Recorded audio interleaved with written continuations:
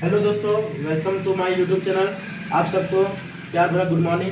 दोस्तों, आज मैं बहुत ही इंपॉर्टेंट टॉपिक क्रिया के बारे में बताने वाला हूँ, जो कि प्रत्येक एग्जाम में, चाहे वो बोर्ड का एग्जाम हो या कोई भी कंपटीशन एग्जाम हो, उसमें 5 या 6 प्रश्न जरूर पूछे जाते हैं, जो कि बहुत इंपॉर्टेंट होने वाला है आज का वीडियो। देखिए, ये यहाँ पे मैं 5 मिनट 5 नंबर इसलिए लिखा हूँ क्योंकि 5 मिनट ये वीडियो देखने के बाद क्रिया से आपका कोई भी प्रश्न कहीं भी छूट के जाने वाला नहीं है। तो चलिए बिना देर किए वीडियो को स्टार्ट करता हूँ। आप लोग भी ध्यान दीजिएगा, ठीक है? ये सारे बच्चे लोग इधर देखिए। सबसे पहले क्रिया का डिफिनेशन, बेसिक डिफिनेशन क्या हो जाता है बाबू? तो जिस शब्द से किसी भी काम को करने या होने का बोध हो, उसे क्या कहेंगे?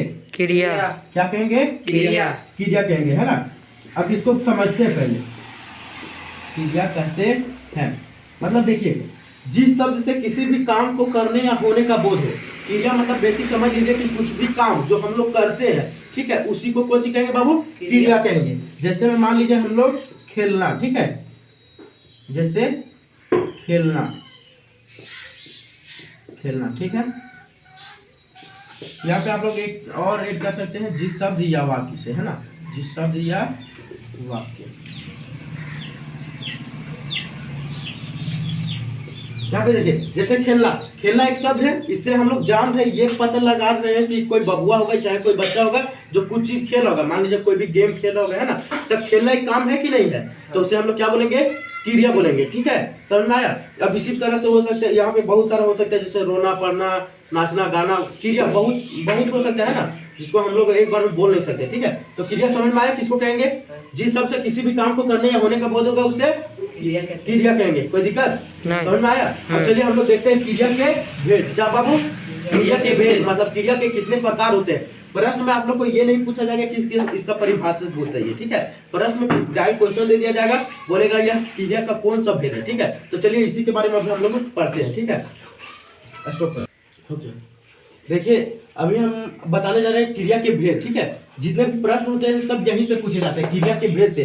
तो चलिए इसको हम लोग पहले डिटेल से जान लेते हैं, क्रिया के कितने प्रकार होते हैं। तो क्रिया कितना प्रकार होता है बाबू साहब? 3। कितना प्रकार? 3। कौन कौन? एक का नाम है सकर्मक, दूसरा का नाम है अकर्मक और तीसरा द्विकर्मक। बहुत जगह आप लोग पढ़े होंगे ये दो, सकर्मक क्रिया और अकर्मक क्रिया। लेकिन एक और होता है जिसको हम लोग बोलते हैं द्विकर्मक क्रिया। क्या बोलते हैं बाबू? द्विकर्मक क्रिया, ठीक है? तो चलिए सबसे पहले देखते हैं सकर्मक क्रिया किसको कहते हैं, है ना? तो देखिए, सकर्मक, पहले इसको तोड़ने का हम लोग प्रयास करते हैं। स और कर्मक। तो यहाँ पे देखिए, स और क्या आ गया बाबू? कर्म, है ना? कर्म आया कि नहीं आया? आया ना? तो स मतलब होता है सहित। क्या? सहित। और इसका कर्म का मतलब जो काम हो गया, है ना? तो जिस क्रिया में या जिस वाक्य में कर्ता, कर्म और काम सभी रहेगा, उसको हम लोग क्या बोलेंगे बाबू? सकर्मक क्रिया कहने वाले हैं।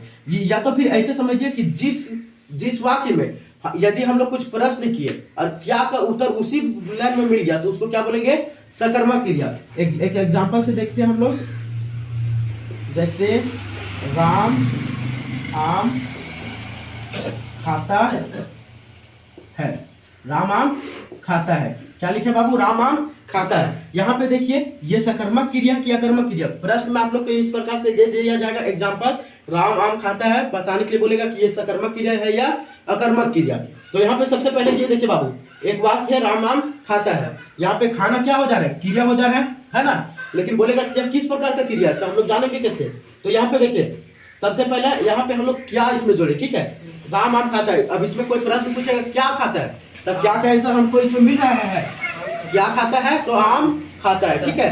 तो जिस प्रश्न में क्या का उत्तर मिल जाए, मतलब जिस वाक्य में क्या का उत्तर मिल जाए, उसको क्या बोलेंगे बाबू? सकर्मक। क्या बोलेंगे? सकर्मक। जैसे हम बोल रहे हैं कि वह दौड़ता है, तो क्या दौड़ता है? इसमें कुछ निकल रहा है क्या? कुछ स्पष्ट हो रहा है? नहीं हो रहा है। तो इसको हम लोग क्या बोलेंगे? अकर्मक क्रिया। क्या बोलेंगे? क्या बोलेंगे बाबू? अकर्मक क्रिया, ठीक है? चलिए थोड़ा सा इसको हम मिटा रहे हैं, उसके बाद हम लोग बेसिक करेंगे। देखिए, अभी हम आप लोग को बताया क्रिया के दो प्रकार हैं, सकर्मक और अकर्मक। सकर्मक बता रहे थे जिसमें देखिए, जिसमें क्या पूछने पर उत्तर उसी वाक्य में मिले, उसे क्या कहेंगे? सकर्मक क्रिया। और जिसमें क्या का उत्तर नहीं मिले, जैसे यहाँ पे देखिए हम उदाहरण लिखे हैं, वह आम खाता है, इधर लिखे वह खाता है। तो देखिए यहाँ पे अगर हम लोग प्रश्न करते कि वह क्या खाता है, तो इसमें पता चल रहा है कि क्या खाता है? पता चल रहा है क्या?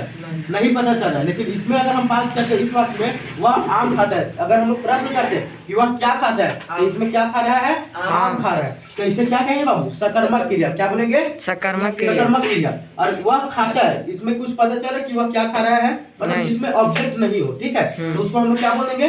अकर्मक। क्या बोलेंगे? अकर्मक। फिर देख लीजिए राम किताब, इसमें है राम पढ़ता है, ठीक है, अकर्मक में है राम पढ़ता है। अब इसमें हम लोग प्रश्न करते हैं कि क्या पढ़ता है, तो इसमें पता चल रहा है क्या पढ़ता है? नहीं पढ़ता है। अब यहाँ पे देखिए राम किताब पढ़ता है, क्या पढ़ रहा है? तो किताब पढ़ रहा है ना, तो इसको हम लोग क्या बोलेंगे? सकर्मक क्रिया। मतलब यदि हम लोग प्रश्न उसी में कर रहे हैं कि क्या कर रहा है, ठीक है, और उसका प्रश्न का उत्तर उसी वाक्य में मिल जाता है। जैसे यहाँ पे देखिए राम किताब पढ़ रहा है, इसमें उत्तर मिलेगा कि नहीं मिलेगा? राम क्या कर रहा है? तो राम किताब पढ़ रहा है। किसको पढ़ रहा है? किताब को पढ़ रहा है ना, तो इसे क्या कहेंगे?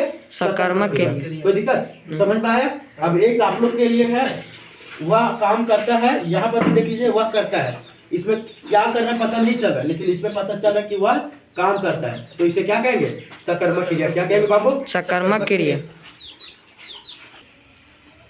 देखिए सकर्मक क्रिया कर्मक क्रिया हो गया। अब देखिए तीसरा द्विकर्मक क्रिया। द्विकर्मक क्रिया किसे कहेंगे?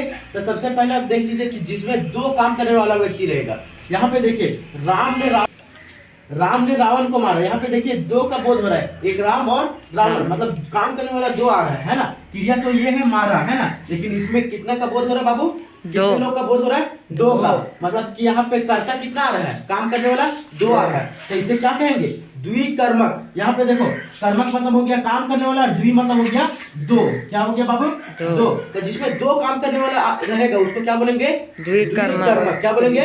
द्विकर्मक क्रिया। यहाँ पे देखिए माँ बच्चे को खाना खिला रही है, यहाँ पे माँ आया और बच्चा आया, ठीक है, यहाँ पे दो व्यक्ति का बोध हो रहा है कि नहीं हो रहा है, तो इसे हम लोग क्या बोलेंगे?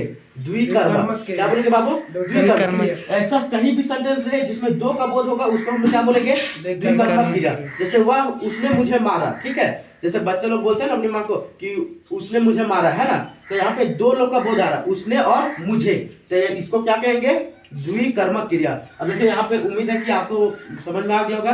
देखिए नीचे कुछ प्रश्न है। राम सेब खाता है, वे लोग गा रहे हैं, सुधीर ने संदीप को मारा।